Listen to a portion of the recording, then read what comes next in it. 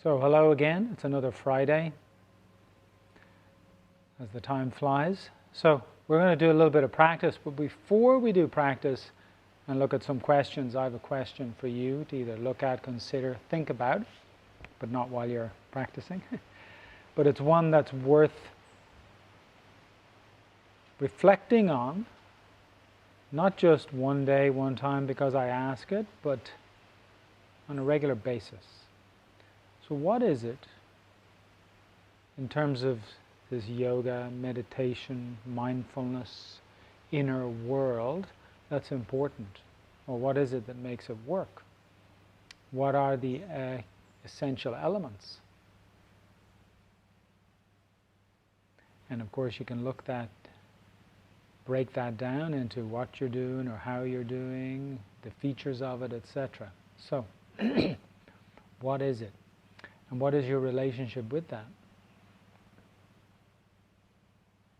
So are you tuning into these or other people's videos, etc. from time to time? What are you doing? Right? And how has this planted itself in your life? Okay? So that's my question for you. And I'd love to know your answers, which you can of course write in on. But I'll talk about after we do a little bit of this. Good, have a good seat as we usually do. I've just got simple crossed legs. I can definitely feel my two sit bones alert. Standing technically on this blanket. There's a cushion behind my back. Should I want to chill a bit? There it is. Okay, but I still have a degree of support from pelvic floor, lower abdomen. If I'm going to do a little bit more breath stuff, I'm going to pull off that cushion and get more upright. Now if I push to be more upright, I end up pushing a bit forward, see? And that pinches a bit at the tops of the legs. So to avoid that, I lift up, but I move back, and I draw back the lower abdomen, and that creates a greater curve, space across the top of the leg, which is quite a vital zone, and it's an area that gets congested, compacted, due to the way we live and even just now the posture I'm in. Okay, so that alone can undermine what you're hoping to practice and do. So in other words, you got up with a good intention. Yeah, you know, I'm going to sit, I'm going to do some breath thing, and then you find yourself uneasy to sit or feel like you're hitting a wall. Okay. And it assumes you're in a reasonable posture. And of course it's a factor as well of, well, you know, are the bowels full, half full, slightly empty, cleared, etc. How late did you eat? What did you eat? You know, how much has it passed through the system, the gas that's developed with that. That's a huge part of what goes on there, yeah? As well as other functions that might relate to the reproductive or urinary aspect. And then there's the world of circulation, both in terms of the vascular as well as in the lymph, you know, blood and waste fluids. And they can be compromised, which will of course decrease your energy. Your posture can affect that. So a big part of this is, can you just get light? And asana is supposed to help with that. It's not to make you, though this might happen, it's not to make your legs more flexible, stretchy hamstrings, though you'll get a bit of that anyway. But it's actually to shift, what in simple language, what we would call congestion, slower, less effective cellular clearing, because when that's slower, right, you're going to feel heavier, okay, you're going to feel a little bit more congested. So the process of you doing these other positions, etc., ideally gets in and shifts and clears that out. Now if you were one of those creatures, all you have to do is that and it clears everything. And actually, they're like that in like a push-up position, and they go gecko, and they bounce. They do chaturanga hops, as they gecko, just to move everything through their system. But fortunately, we have evolved long since a reptile form, so you don't have to go around hopping around in chaturangas, okay, because that's very tiring and adds more stress. And other than a few of them placed at an appropriate time for a bit of fun and workout, it's really more counter than positive. So, I hope you're following me. Anyway, bottom line is you have to pay attention to a number of factors, because even with the best of intention, you're going to sit here and you're going to come up against a few almost personally built walls and blocks. And some of that is just, ooh, how I'm sitting and feeling, this is too much, right? See? So there is a power of mind that can override that, but you need to give as much support towards that. So pay attention to when you sleep, how you sleep, what you ate, how much you ate, how late you ate, etc. And then pay attention to how you're sitting. If I was sitting and my knees were a little bit higher, it would be counterproductive to me making progress in this. So I'd take an extra blanket and lift me up. Okay? So then I get to the position that at least I'm not countering or blocking or impeding circulatory flow, which is across a number of platforms, as I've referred to, and the blood, the nerve, the lymph, etc. And much of it comes together, like as I run my fingers across there, pretty much on top of your psoas. By then it's iliopsoas area, right? And it's right where I'm at the crease sitting. So it's a wonderful zone for process, what we're able to kind of gather and get in, hence these yoga practices emphasizing activity in the pelvis, pelvic floor, lower abdomen. But it's also, on the flip side of that, a zone of challenge, complication, taboo, congestion, heaviness, and sometimes you can't even relate or connect to that being the cause. So, in a way, hatha, as part of your overall yogic process, meditative process, is emphasizing navel, lower abdomen, refreshing, clearing, engaging, upgrading, so to speak, which has impacts on health, has impacts on just your general well-being, how you feel, and has impacts on how you have built a space and then how you can go into it. See? So if you've built a nice house and have a door with a passageway into that house, but you keep moving furniture around and sticking it in the hallway near the door, and it stops you from getting into the house, then you're self-sabotaging. And so in a way, you're spending time doing these different asana practice, working with the breath, having good intentions, but at the same time putting some blocks in the way, either by overactivity or incorrect activity, incorrect focus, because often our attention goes into the outer limbs.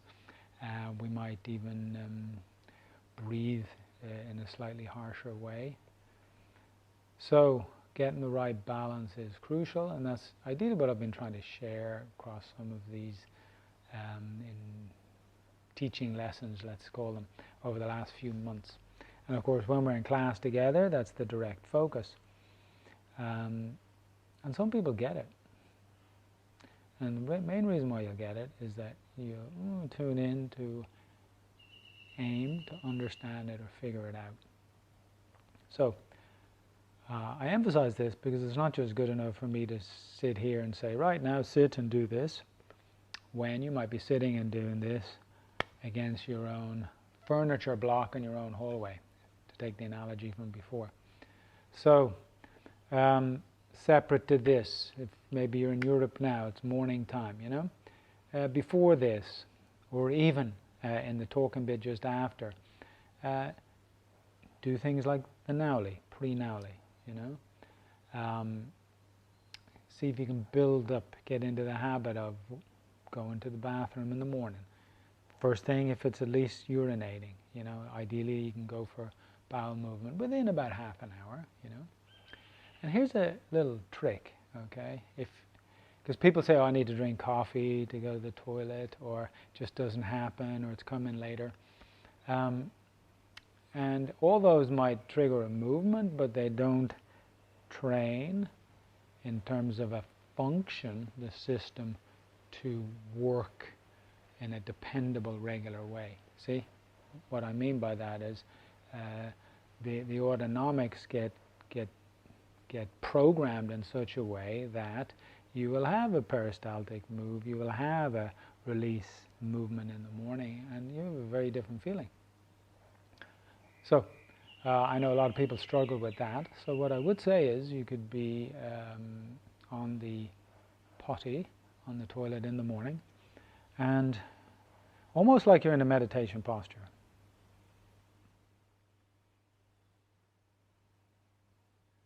And you're watching the breath.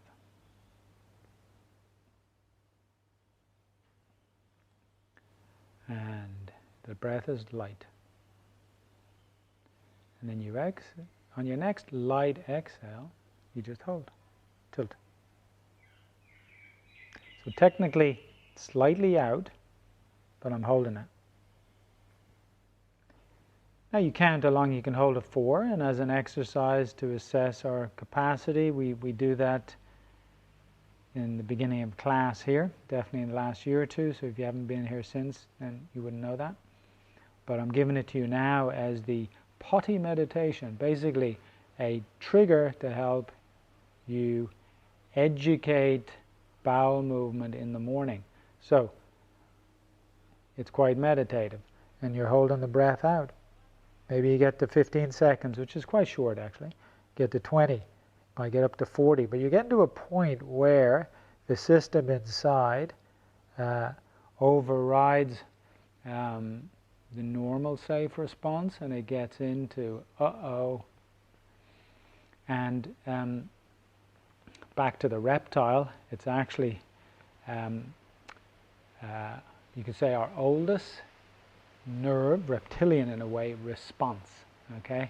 Because what you call your parasympathetic, which actually controls the functioning of the digestive system, is a newer, pretty much mammalian, which is what we are, development. But when you get scared, you often think of like, oh, I'm going to fight, flight, sympathetic response. But that shuts down your bowels anyway. And so maybe you're going to work, or you're not going to work, or you're stressed, or you're at work and you kind of suppress a bowel movement, which is the worst thing you could do. But it all happens a lot, and that's why people's constipation rises. Okay. So, but the thing is, you're kind of monitoring and watching yourself and functioning in a slightly more of a stress mode, which doesn't aid any of that movement. Okay. Now, if you got into such a kind of a state of freaking out, scared, your sympathetic isn't even good enough to respond, so then there's what you might call a more archaic, older response, and you often hear that, oh, I was so scared I had a movement.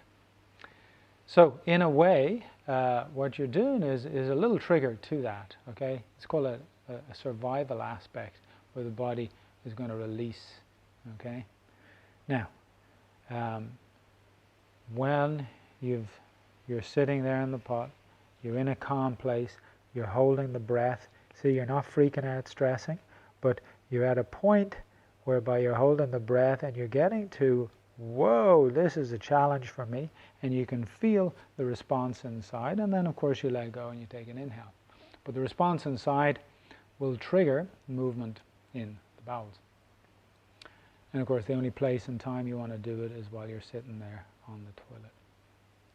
So, needless to say, I didn't plan to come and talk about this today, but it has been on my mind for quite a while, and as a tip to give, because whether one admits it or not, the majority of students, people engaged in yogic meditative practices, and even more beyond that aren't, do not have a efficiently functioning elimination system.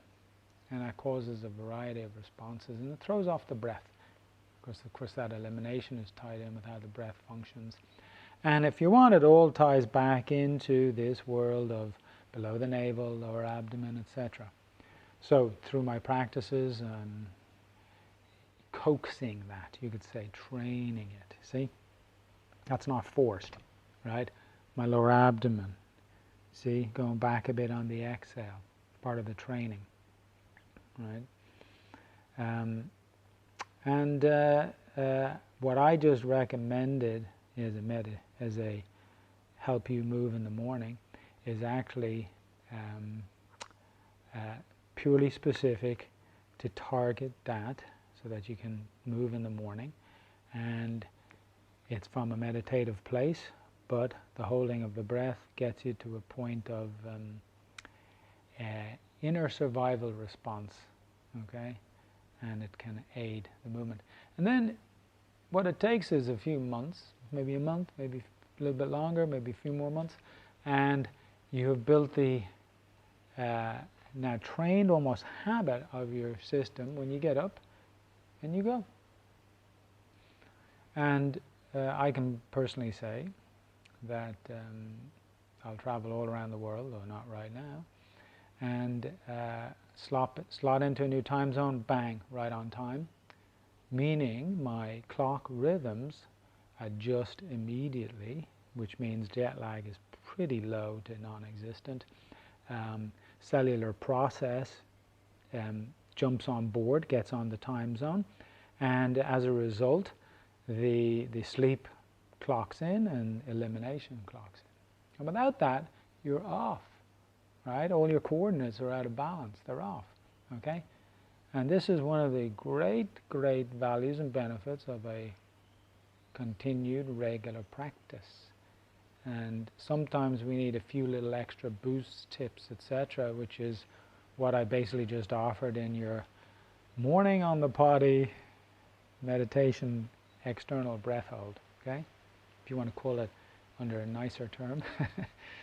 And it'll definitely bring you into the moment as well, okay? Now, why is that essential? Definitely if I listen to my own teacher on it, but if I go back through all the teachings of Kaivalyananda, Tuaraji's teacher, you could say the pioneer of yogic therapy in the last 100 years, key voice on experimental research and the practices, especially the Hatha Yoga practices, and how they relate to the meditative process. And a big focus was how to take care of constipation, see? Because without it, trust me, you are slowed, you don't sit the same, your breath will be interfered with, etc. So, take some advice to handle it. From what I can see, most people aren't directly handling it. They'll say it to me, they'll even ask about it. Some won't even ask about it because it's like, ooh, I don't want to think about that. But it affects mood maybe all day.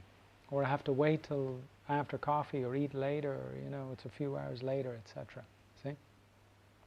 So you can transform the quality not just of your life, your day, but of what you're doing now as you sit and practice.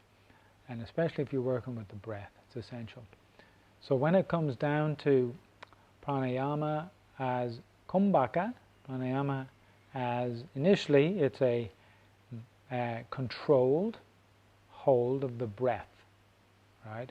Pranayama as kumbhaka. Later that becomes a spontaneous pause in the breath under something often termed as kevala. And even we've done some of our meditative practices here have been to just slow down the breath and tune into the space between the inhale and exhale. But no effort, right? That alone becomes a pranayama, okay? But a developing pranayama, so hatha develops, trains, right? Hatha develops, trains. So then you, in a voluntary controlled way, you breathe, you hold the breath, you exhale, see? And we emphasize, not all places do this, emphasize the exhale being double. And the exhale is crucial, right? It's undervalued, underrepresented, and it can trigger a whole correction of functioning across your autonomics that otherwise gets ignored. Okay? Typical advice you'll get is inhale, calm down and inhale. But exhales are incomplete. Okay? I would almost give the opposite advice. And again, if you want to work on what you might even call just your system, being able to clear out, cleanse, detoxify, etc., you can nail it just with a focus on that exhale. So in a way, what I gave is the sit on the potty, morning calm meditation, breath hold out, is a function that's involved with your exhale. Because you exhale slightly, you hold it out, so you're extending the pause after the exhale, triggers response in the system, and then you have a pretty natural but very fulfilling inhale. Okay. So the point on pranayama is, if it involves a controlled retention, there needs to have been, before you practice it, a movement of bowels. Why? Now, maybe it's not a full movement, because some people go and then they go again later and later. But without it, whatever activity has occurred overnight, whatever movement across the different parts of the system has occurred, there is a buildup of pressure and gases. And it completely affects this whole world, you could say, below your navel, right? How you feel, your lightness, brightness, which is a supposed effect described in Hatha Pradipika of asana. And again, you'd have to do your asana correctly for that to happen. See? If you're doing it and you're forcing it, you're actually countering it. So, but then I have it just by sitting. But I'm sitting wrong right now. I'm sitting more correctly right now. Maybe I need to be up on an extra blanket or cushion. And then that would allow for greater circulation, greater flow. So, without the movement, will feel a little bit heavier, duller, slower, and slightly more congested, and there's greater pressure. And then if I'm attempting to add on a breath control hold on top of that, it is counterproductive. It's unhealthy, right? So often people don't want to hear that because they want to be doing pranayama, they want to hold the breath and so on. But if you were really, really, really, really, really sincere about this, you wouldn't care about any of that. You would focus on what needs to be done, what do I need to handle, right? And that is why the textual teaching is quite clear, and it plays out in our experience, and the oral tradition is hence the role of these cleansing practices, kriyas, right? And I've said to many, I would add in, today, if I was writing that text, I would add in infrared sauna. Well, near infrared sauna, or you go for the full hot, like killer Swedish slash Finnish sauna. Because that is a continuous triggering of the sweat response. And in a way, your body just needs that every day. Maybe you get that through activity, through even some of the yoga practices, great. And one of the signs, the early signs in pranayama, is you actually start to perspire while you're doing it, okay? So it's not all soft parasympathetic roses, because obviously if you're sweating, you know, at least by the time you get to the surface level, it's a sympathetic function.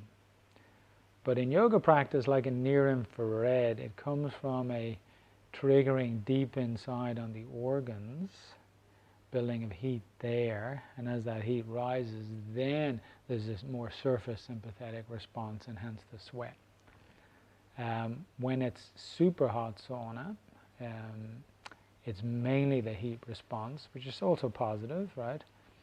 But when it's built from within or pure near infrared, there's actually a parasympathetic response deep on the organ level, and that heat rises, and then it's the sympathetic near the surface skin level, and hence the sweat. Okay. Anyway, the point of all this is that taking care of yourself, cleaning out, is really important. And in a way, that's why we say, well, get up, do your normal bathroom practices, teeth brush, blah, blah, blah. If you have neti, do that, you know. But add in, make sure you have the naulis, maybe Agnisara, you know, do something to take care of this area, right? And you will feel fresher, lighter, healthier, much longer in your life. Simple as that. How to stay youthful? So the text says, oh, you'll have the energy of literally a 16-year-old, it says, right? And I would attest to that, right? You know? So, but it does require your interest, care, and investment. So we're back to, you got to get up, you got to do it. But it's not a crazy amount of stuff, and it's stuff that you can just put in your personal routine in the bathroom. Okay? You could do what I described on the toilet. You could get up, you could try pre-Nauli, maybe Nauli, if you can do that. You finish your time in the bathroom, then you go to, if it's still a little bit difficult, then instead do some asanas, you know. You don't have to go off to the studio and spend an hour or two, though that might be part of your interest, then still do that. But I'm talking about as a personal practice, then 10-15 minutes even of just some movements that are properly connected and managed from, again, below the navel. Then as a result, they will all support and aid by the time you're sitting, free, and the subtle effects from the breath and in the meditative process. So, I hope you have some element of practice you're able to commit to and get on with, but look a step before that and see what it takes to have the system functioning, see? Right? Pretty much from the region up here, mouth, nose, right down to the region down there, elimination. And there's a few tips in what I've just spoken about. And definitely the Hatha Yoga approach emphasizes it, and it emphasizes it because without it, it's a block. See? So, have your seat. If you'd like to close your eyes, you can.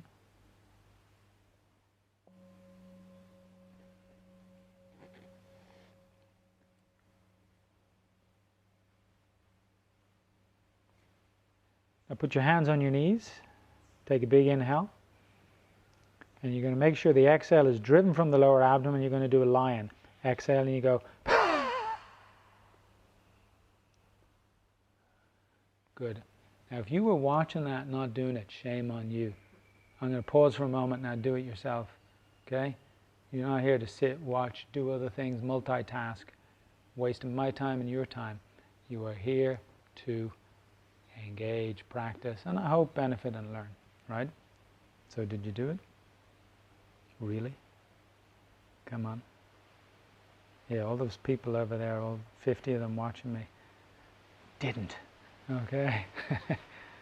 So, anyway, you can do that a few times, because that alone is part of this cleansing, clearing out process, you know? And just the...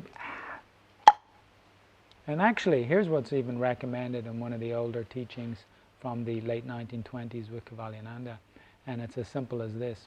Join in. It's a combo of Simha and Jiva, lion and tongue.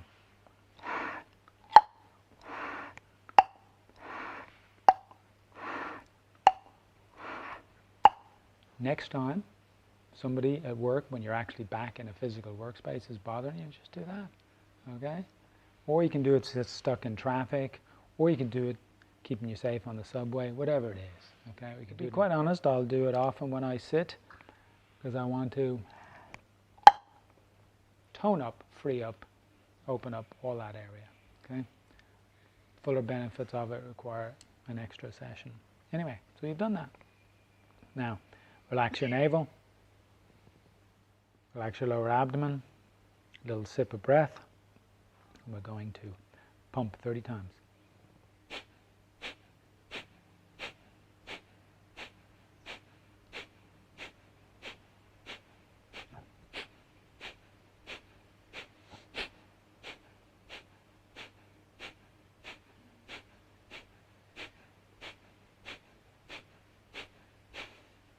Now exhale. 1, 2, 3, 4, 5. Hold out for 10. 1, 2, 3, 4, 5, 6, 7, 8, 9, 10. Lift your head. Inhale in 4, 5. 1, 2, 3, 4, 5. Close your nose, tilt and hold. 4, 5. 1, 2, 3, 4, 5. Head up and slowly start to exhale out. Prachadana vidaranabhyam va pranasya. So, 34th sutra of the first chapter. Anyway, it does refer to exhalation and retention. But according to more insightful teaching, it also involves inhale. And in a way, we've just done that. We're going to do 2 more of these, okay? Relax your navel. A little soft breath. It's time. We're going to just keep it at 30 pumps, okay? Relax and together.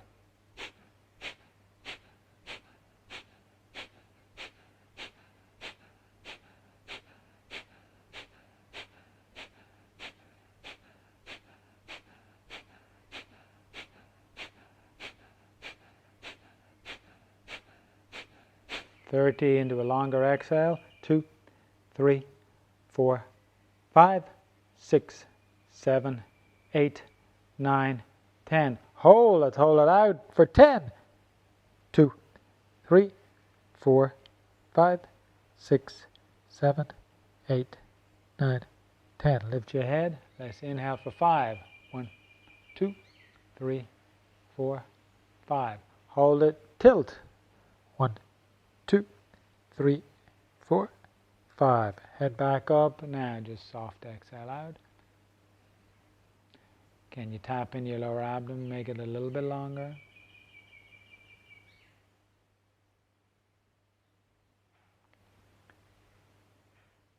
Then you relax, because we're going to go for 1 more round of pumping. So that means I totally let go of my lower abdomen, navel.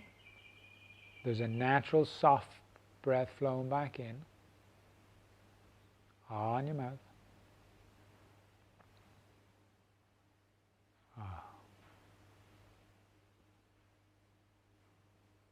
These are moments in between that require you to be very aware, with it tuned in. It's also an easy time to be lost somewhere else. Come back to this. Now, a little sip of breath. 1 more round, just the exact same. And together.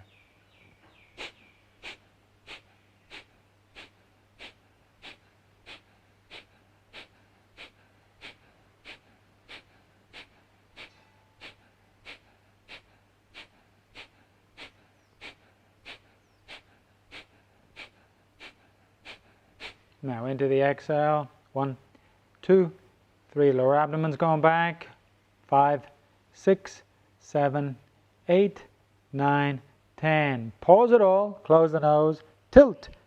2, 3, 4, 5, 6, 7, 8, 9, 10. Lift your head. Release. Now enjoy an inhale for 5. 1, 2, 3, 4, 5. Pause. Close. Lift your heart. Tilt. 1, 2, 3, 4, 5. Now lift up. Let go. Now, if you can, stay with your eyes closed.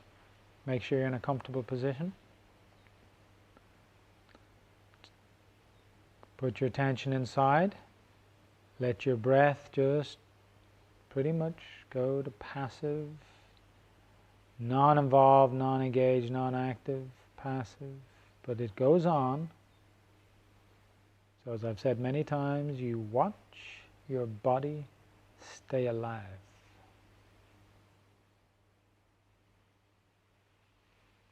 And again, it'll depend on many factors, how light and clear and eliminated you are, how much you've worked the breath.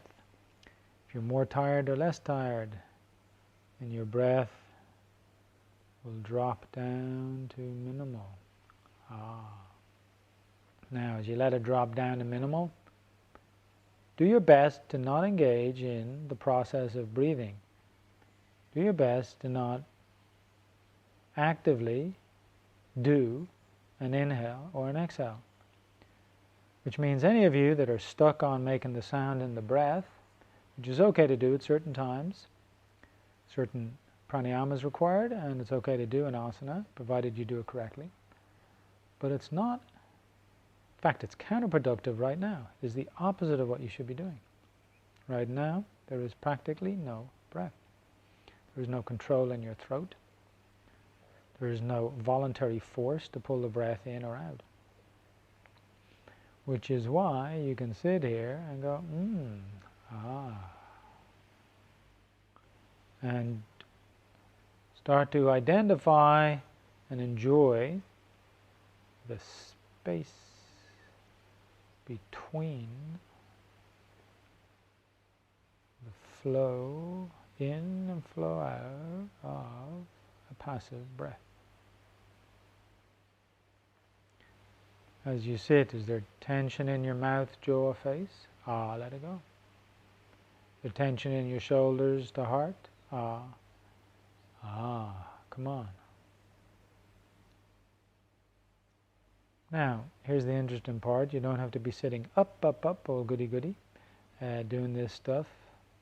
You just have to make sure you're not collapsed, particularly below the navel. See? And in a way, your heart and chest floats.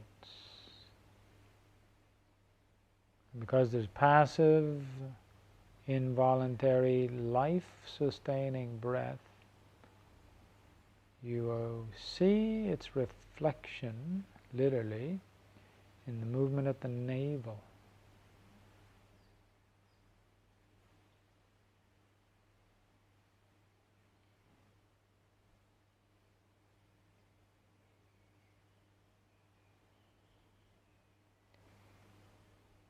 Now put your attention down below the navel, through the pubic bone, sort of scoop across the pelvic floor like you're going to make a U shape. You go down from the pubic bone, scoop across the pelvic floor and go up from the tailbone, the sacrum. Now here there's a minimal justified amount of support, just directly related to your degree of inner awareness. When the posture here slightly collapses, is gone, bam, the mind is gone. Or when the mind is gone, this area has collapsed.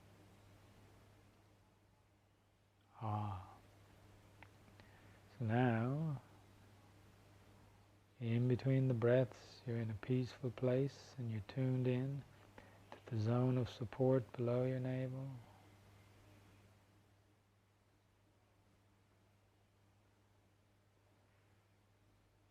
If it's becoming uncomfortable, then you just have to adjust yourself. You can lean, if you're near a cushion behind you, you could lean a bit on it. That doesn't necessarily collapse below the navel. If it's getting too uncomfortable in a leg, you just stretch it without disturbing the rest of the pelvis. But otherwise, you just stay in this. Breath is reduced. Enjoy the space between breaths.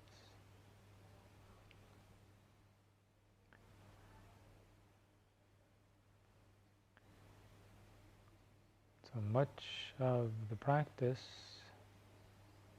relates to clearing up, refining, developing this zone below the navel. This is Hatha, Hatha.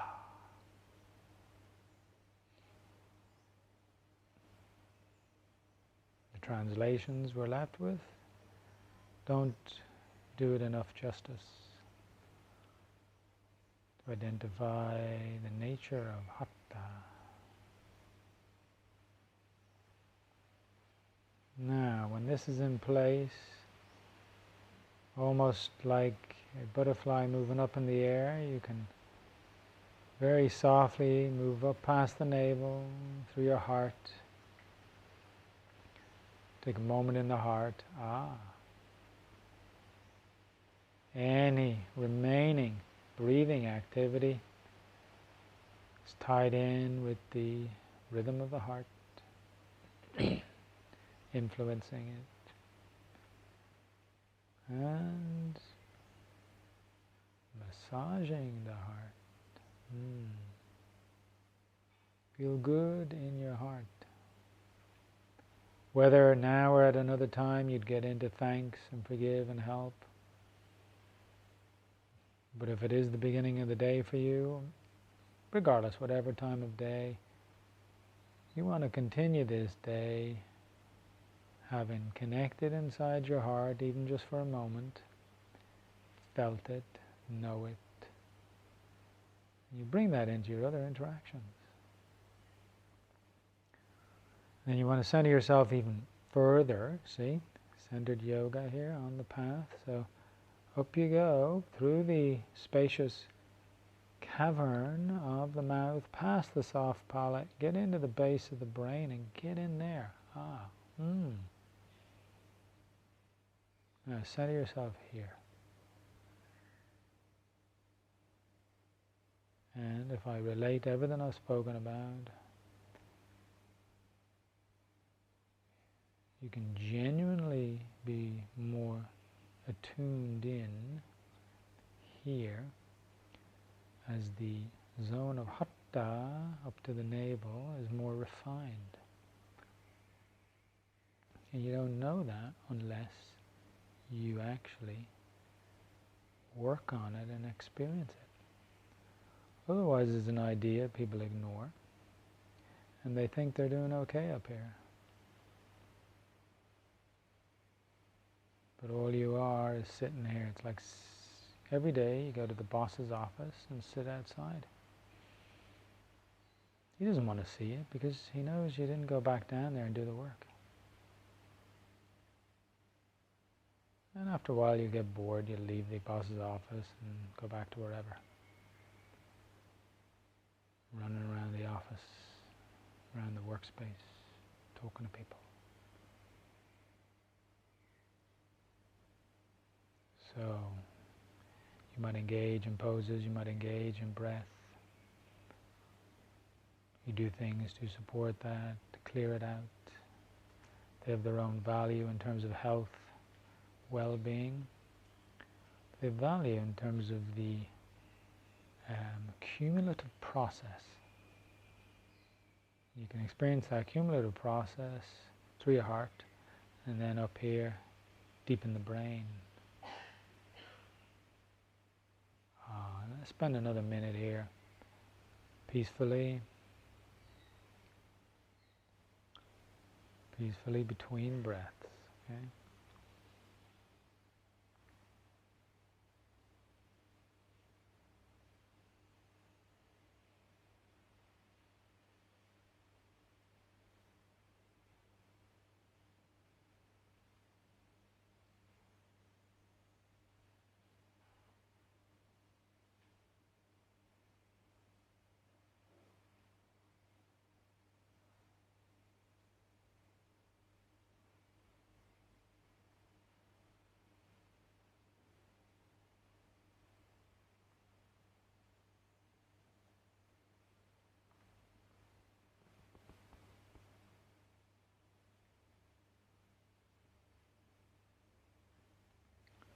Now, if this was how you open your day, then you've taken a bit of time to kind of clear up the body.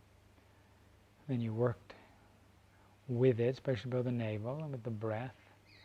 Then you got into a more peaceful place. You tuned into that world below the navel. And then you get into your heart. That hopefully puts a smile on your face. And you keep that for the rest of the day. And then, to be doubly grounded and centered and clear, tuned in, fresh, ready for other stuff you have to do, without even thinking about it or getting into it, you get here, and deep in the brain. That's it. That has its own inner reward, inner process, spiritual aspect. Yet you still have to get out there and be involved in the world. There's no avoiding that. And you are in a much more well put together state.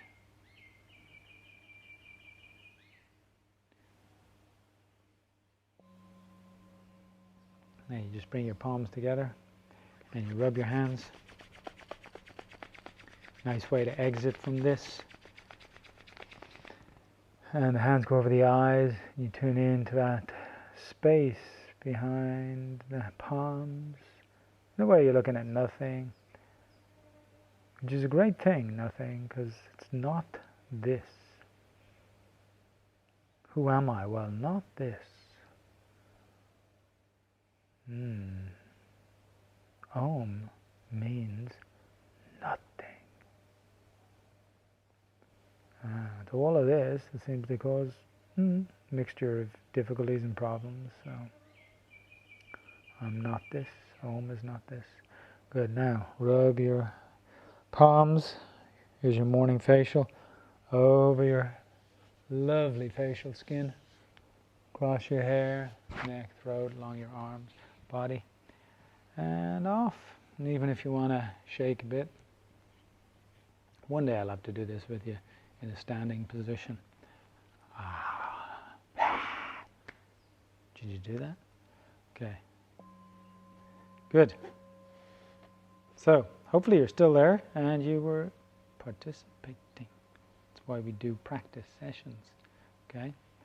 So you get involved in it.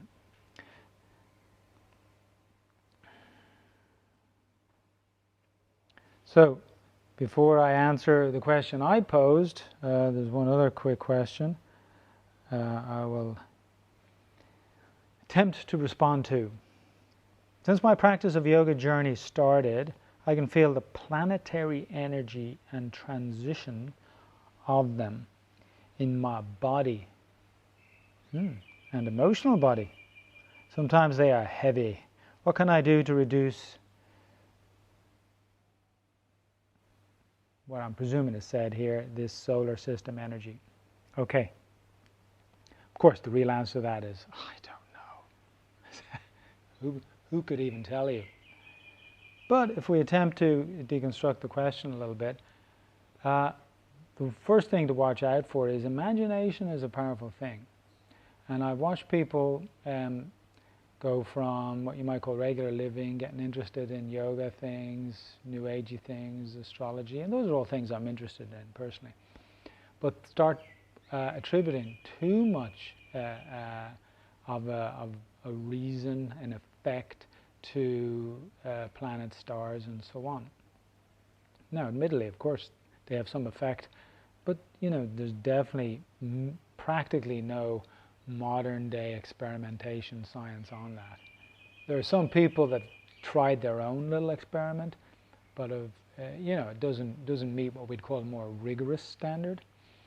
One can infer based on the movement of waters and the effect of the moon on that, and we are predominantly water.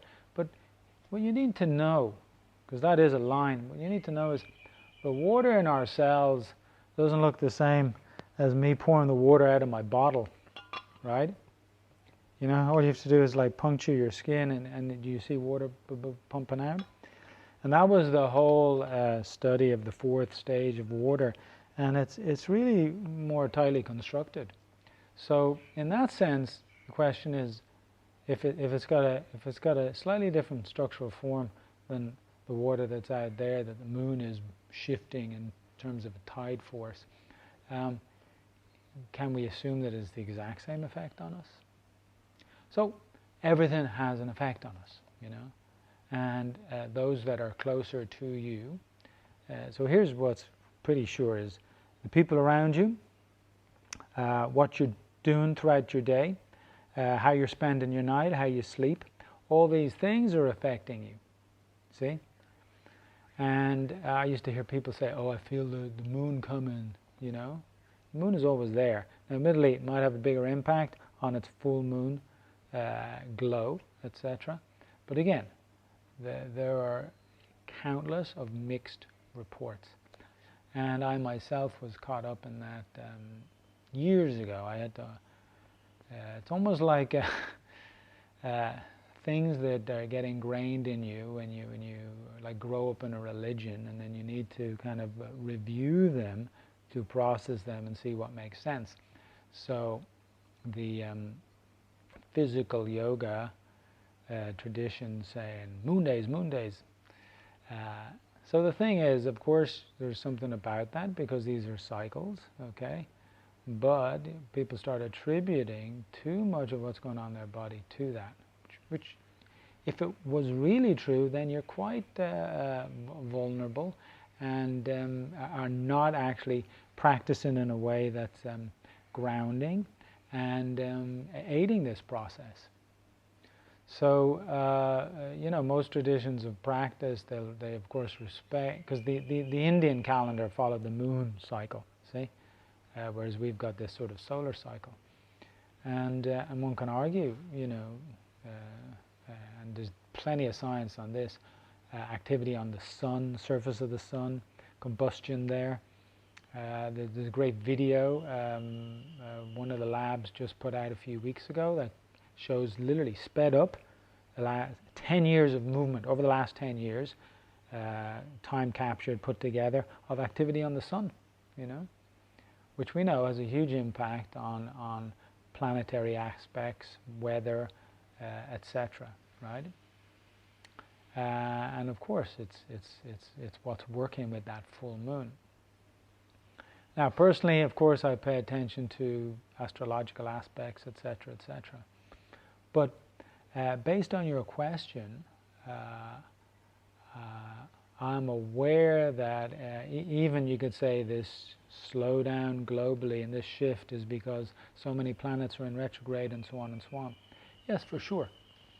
Yet how you take care of yourself in the midst of all that is important. And that goes back to what we just practiced, and it goes back to my point before that. So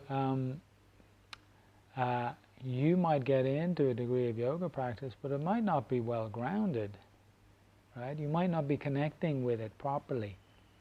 If you really listen to what I'm saying, I'm not just saying, hey, breathe here, do that. I'm doing my best, and I've done this all my teaching career, right, to get people to pay attention to particular points.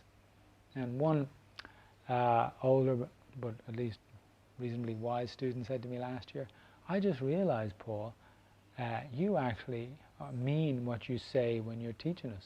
You're not just saying things. And I said, yes, hello, okay? So when I'm being hyper-specific, that pay attention to literally what's going on in your pelvic floor, now to the angle of your pelvis, now put your attention down there, now slightly contract there, now allow the inhale. And personally, I can say it very clearly, fluidly, because my whole practice process has been that clear detail, right? And so there I am, I go back, share it with you. But people tune out many of these crucial elements, and then you're left with what we might call the gross function of the technique or practice. And then it may not be well grounded and may not be thorough. The elements of it may have been off, and as a result, there might be more vulnerability, sensitivity. Now, on the other side, if you're really practicing well, there will be a stage where you become more sensitive anyway. you know. But that sensitivity must be with a degree of awareness, see? So if I'm really practicing, I will understand that I've become more sensitive, but I'm also aware and I have good guidance. And that awareness trumps the sensitivity. See what I mean? It overrides it. I see what's going on. Okay, it's all right. It's like knowing that your child is 2 years old and it's in its growing tantrum phase. Now, if you don't fully acknowledge that, then it irritates you, annoys you, and you get angry at a poor little sweet 2-year-old, okay? Even though they're annoying, okay? Temporarily, and they're going through something. But when you really understand it, you can actually have more empathy for them because of what they're going through, and compassion in how you handle them, see? And so you have to have that in yourself. Okay, do I practice regularly? Do I keep this up? Do I continue this? Let's go on with this, you know? What am I doing in the rest of my life to support this? And then you have to start looking at food, sleep, and social activity. Which doesn't mean drop them all, no. That's another discussion. It just means, you know, what's your priority, right? People get into this practice, but still their attention is somewhere else. The priority is usually trying to follow your own, excuse the word selfish, but that's what it comes down to, interest. So if the priority is, right, you know, in inner progress, inner work, inner development, okay, that's it, so I do other things that support that. And I can still be social, and I can still be nice, but this is my interest. Just like if you were pregnant and you had a child growing inside, well, that would be your priority. You can still hang out with people, but maybe you decide, oh, I'm going to stop smoking, or stop drinking, or other things, you see, because you have a greater priority. So it's the same when it comes to inner practice. So you need to approach it like that. If it is genuine, sincere practice, and it goes through a stage of literally like cellular change, refinement, activity across the nerves, and you will be more sensitive and pick up aspects, etc. But even then, your imagination can get involved and run away with this. So just watch that. So in other words, maybe you are sensitive to something going on, but just see that for what it is and don't get carried away by it. So what? You know, everything around us is having an effect anyway. Come back, ground yourself, do your practice. If you're more sensitive and you need more sleep because of that, or you need to stay in for a little bit of extra time, again, it's a temporary phase, provided you keep up and growing with a properly learned and executed form of practice, see? So all that is crucial. Anyway, I hope that helps answer it. And back to the way I started this, and I'm more or less giving you a lot of information to answer the question I posed at the beginning. What is key essential when it comes to practice? Is it what you're doing? Surely that's part of it, yes. You could draw out an equation. What is part of that equation? But I would put, it's an important part of the equation, and you can't have practice without it, but it's a secondary part. Key is the regularity with commitment, okay, and sincerity, meaning your interest in it. So it's actually all points I've been making. And if you're really sincere like that, and you're curious about how to help this work better, not like, oh, I want it to work today, damn, it's not working, oh, I don't feel comfortable inside, oh, I'm tired of practice. You know, that is not a mature, sensible, wise, buddhi, intelligent approach. It's just silly, okay? So the key to practice is, let me look at this, and may come to it regularly. Look in, regularly, look in, see, on this regular basis. So if you're listening, watching this now, and you didn't even get involved in the practice part, you get, if it was a score out of 100, you get 0.1, okay? If you did go along with the practice part, you get 50. If you did really tune in, okay, 70, If you make this regular, very good, 100. So you have to make it regular with care, attention, interest. And then, you're doing more of this breath and more of that breath, or some days more poses, some days less poses, whatever. But you have a strain of practice. If you're not clear what to do, tune in, check in with the teacher. You don't have to change it every week. It might look different some days versus other days, but it's something you go with. And as with some students I advise or give practice to, it's like, well, you go do that for at least 6, if not 12 months. Of course, check in probably sooner than that. So, just in case you forgot, keep it up. Stay with it. Do it. What else is your life about?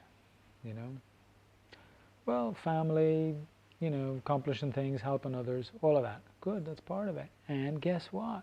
You have a body with a heart, with a brain, and it's all that gives, helps, and does all these things for the rest of the world and other people. So you need to do something with it and about it, and you need to do that extremely regularly. So make your 10 minutes, 15 minutes, half an hour, 2 hours. Make sure it's not an obsession, it's not something that you just get caught up in, which asana can do, but rather that it's a journey you're willing to take to look at yourself inside, here, watch all that, and apply some of these techniques. And then know that, okay, I'm in this for the long run. Because you start to see a shift after a few years, and then let's talk in 20 years, and then will you still be doing it in 50 years? And why not? What are you doing with your life? What has happened? So, the current time emphasizes it more than ever. We need a degree, an element. We need almost a strategy of self-care. And we're going to hopefully be of some support to others. But first comes that self-care, because even though I've been interested in these other things before, I've kind of had a selfish way of living. Selfish means, predominant on the gratification of the senses more than the inner world up till now. Well, we could go on with this on many sessions and for much longer, so I'll just leave it there. And if you did manage to stay tuned in, thank you. Or play this back, listen later, take a walk, listen to it many times and get the nuggets out of it. And one day, maybe see you in person one day. I'm going to say goodbye. Have a nice day. Smile. Be happy with everybody from your heart.